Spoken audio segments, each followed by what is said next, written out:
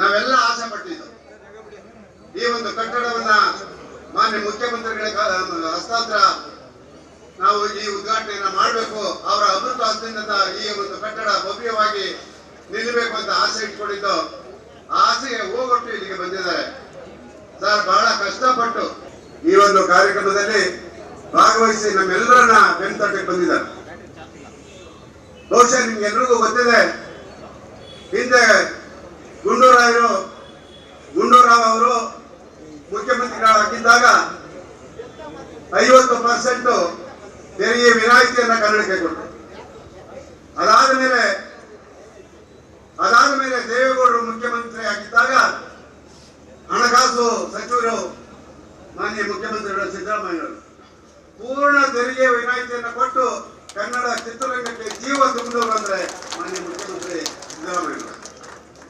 ಅದಾದ ಮೇಲೆ 50, 75, 125 ಚಿತ್ರಗಳಿಗೆ ಸಬ್ಸಿಡಿ, ಕೂತ ಜಾಗದಲ್ಲೇ ಪ್ರಶಸ್ತಿ ಪ್ರದಾನ ಸಮಾರಂಭ ನಡೆಯುವಂತ ಜಾಗದಲ್ಲಿ ಅವರು 50 ಚಿತ್ರಗಳಿಗೆ ಸಬ್ಸಿಡಿಯನ್ನ ನಾನು ಕೇಳಿದ ತಕ್ಷಣ ಹೆಚ್ಚು ಮಾಡಿಕೊಟ್ಟಂತವರು ಸಿದ್ದರಾಮಯ್ಯವರು.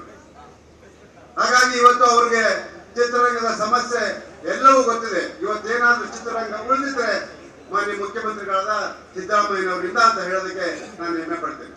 ಇವತ್ತು ಹೇಳಿದ್ರು, ಮಾಧ್ಯಮವನ್ನ ಕುರಿತು ಒಂದು ಮಾತು ಹೇಳಿದ್ರು, ಸದಾ ನಾವು ನನ್ನ ಸರ್ಕಾರ ಚಿತ್ರರಂಗದ ಜೊತೆ ನಾವಿರ್ತೀವಿ, ಅವರಿಗೆ ಪ್ರೋತ್ಸಾಹ ಕೊಡ್ತೀವಿ, ಅವ್ರಿಗೆ ಎಲ್ಲ ರೀತಿಯ ಸಹಕಾರವನ್ನ ಕೊಡ್ತೀವಿ ಅಂತ ಹೇಳ್ಬಿಟ್ಟು ನಮ್ಗೆ ಹೇಳಿದ್ದಾರೆ.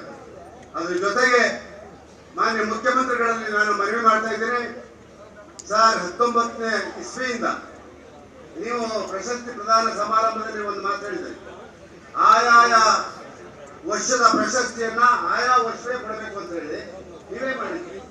ಹಾಗೆ ಸಬ್ಸಿಡಿಯೂ ಕೂಡ ಅದೇ ವರ್ಷ ಕೊಡಬೇಕು ಅಂತ ಹೇಳಿದ್ರೆ, ಹಾಗೆ ಡಾಕ್ಟರ್ ರಾಜ್ಕುಮಾರ್ ಅವರ ಜಯಂತಿಯನ್ನ ಆಚರಣೆ ಮಾಡಕ್ಕೆ ತಾವು ಆದೇಶವನ್ನು ಹೊರಡಿಸಿದ್ದೇವೆ. ಇವತ್ತು 19ರಿಂದ ಇಲ್ಲಿವರೆಗೆ ನಮ್ಮ ನಿರ್ಮಾಪಕರಿಗೆ ಸಬ್ಸಿಡಿ ಬಂದಿಲ್ಲ. ದಯಮಾಡಿ ಅದಕ್ಕೆ ಸಹಕಾರ ಕೊಡಬೇಕು. ಮತ್ತು ಪ್ರಶಸ್ತಿ ಪ್ರದಾನ ಸಮಾರಂಭ ನಡೆದಿಲ್ಲ, ಅದನ್ನೆಲ್ಲ ತಾವು ಗಮನಿಸಬೇಕು, ಅಧಿಕಾರಿಗಳಿಗೆ ಹೇಳಬೇಕು ಅಂತ ನಿಮ್ಮಲ್ಲಿ ಅತ್ಯಂತ ಕಳಕಳಿಯಿಂದ ನಾನು ಮನವಿ ಮಾಡಿಕೊಡ್ತಾ ಇದ್ದೀನಿ.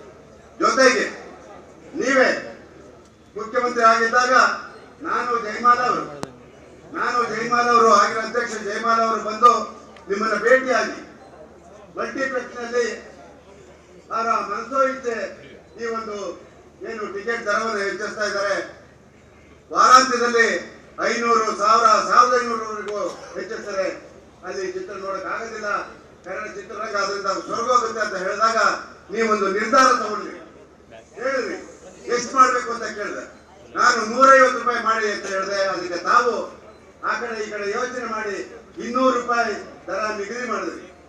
ಆದ್ರೆ ಆ ಆದೇಶ ಕಾನೂನು ಇಲಾಖೆಯಿಂದ ಬರಬೇಕಾಗಿತ್ತು. ಆದ್ರೆ ಕನ್ನಡ ಮತ್ತು ಸಂಸ್ಕೃತಿ ಇಲಾಖೆಯಿಂದ ಬಂದು ಅವರು ಇವತ್ತು ಕೋರ್ಟ್ ಹೋಗಿ ಸ್ಟೇ ತಗೊಂಡಿದ್ದಾರೆ.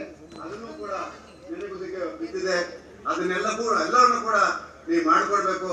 ಆ ನಂಬಿಕೆ ನಮಗಿದೆ. ಯಾಕೆಂತ ಹೇಳಿದ್ರೆ ನಮಗೆ ಕೈ ಹಿಡಿದು ನಡೆಸಿದಂತವ್ರು ಅಲ್ಲಿಂದ ಇಲ್ಲಿವರೆಗೆ ಮಾನ್ಯ ಮುಖ್ಯಮಂತ್ರಿಗಳು. ಹಾಗೆ ಜೊತೆಗೆ ಈಗಾಗಲೇ ವಾರ್ತಾ ಇಲಾಖೆಯಲ್ಲಿ ಆನ್ಲೈನ್ ಚರ್ಚೆ ಆಗಿತ್ತು.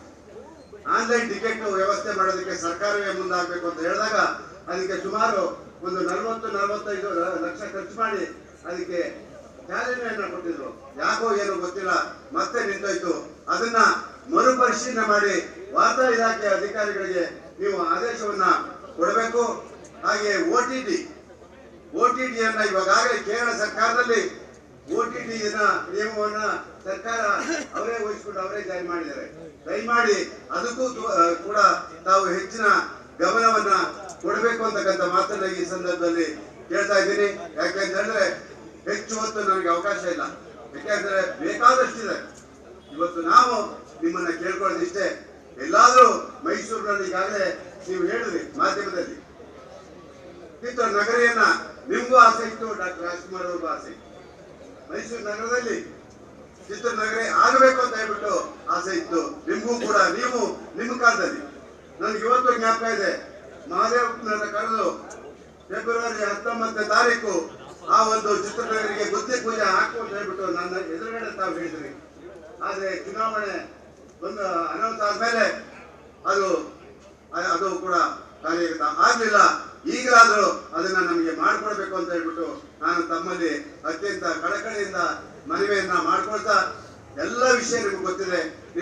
ಅಧಿಕಾರಿಗಳಿಂದ ನೀವು ತಿಳ್ಕೊಂಡಿದ್ದೀರಾ. ಹಾಗಾಗಿ ಹೆಚ್ಚು ಪ್ರಸ್ತಾವನೆಯನ್ನ ನಿಮ್ಮ ಮುಂದೆ ಇಡೋದಿಲ್ಲ. ನನಗೆ ಮಾತು ಕೊಟ್ಟಿದ್ದೀರಿ, ನನಗೆ ಪ್ರೀತಿಯಿಂದ ಕರೆದು ನನಗೆ ಒಂದು ಮಾತು ಹೇಳಿದ್ರಿ. ಅವತ್ತು ಚಲನಚಿತ್ರ ವಾಣಿಜ್ಯ ಮಂಡಳಿಯನ್ನ ಕಟ್ಟಬೇಕಾಗಿತ್ತು. ಮಾನ್ಯ ಧರ್ಮ್ ಸಿಂಗ್ ಅವರು ಮುಖ್ಯಮಂತ್ರಿಗಳಾಗಿದ್ದರು, ತಾವು ಹಣಕಾಸಿನ ಮಂತ್ರಿಗಳಾಗಿ 1 ಕೋಟಿ ಹಣವನ್ನ ಅವತ್ತು ನೀವು ಕೊಟ್ರಿ. 1 ಕೋಟಿ ಹಣವನ್ನ ಇವತ್ತು ನೀವು ನನಗೆ ಕೊಟ್ರಿ.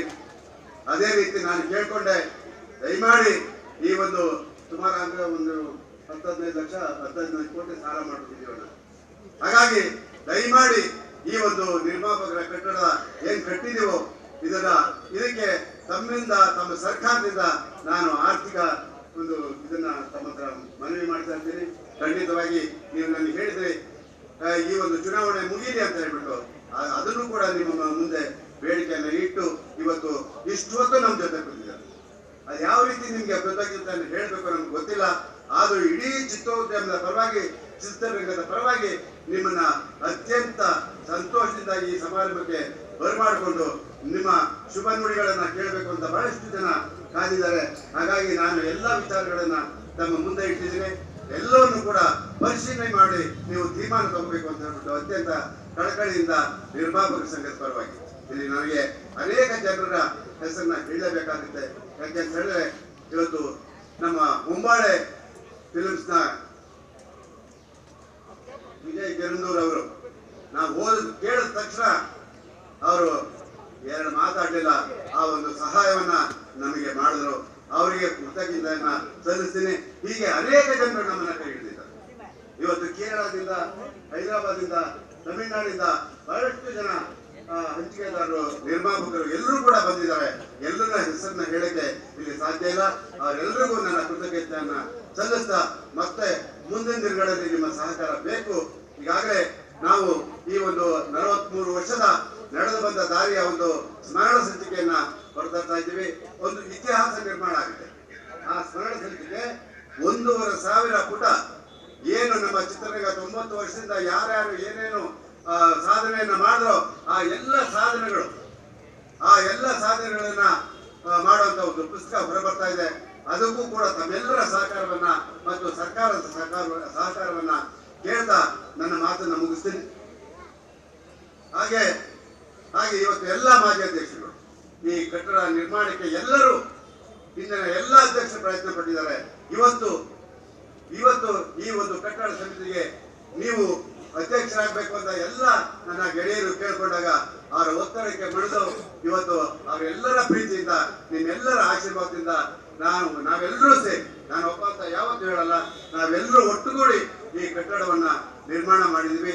ನಾಳೆ ದಿನ ಎಲ್ಲ ನಿರ್ಮಾಪಕರು ಕೂಡ ಇಲ್ಲಿ ಬಂದು ನಿಮ್ಮ ಕಷ್ಟ ಸುಖಗಳನ್ನ ಹೇಳ್ಕೊಳ್ಳುವಂತ ಒಂದು ಕಟ್ಟಡ ಆಗಲಿ ಅಂತಕ್ಕಂಥ ಮಾತನ್ನು ಹೇಳ್ತಾ ನನ್ನ ಮಾತು ಮುಗಿಸ್ತೀನಿ. ನಮಸ್ಕಾರ.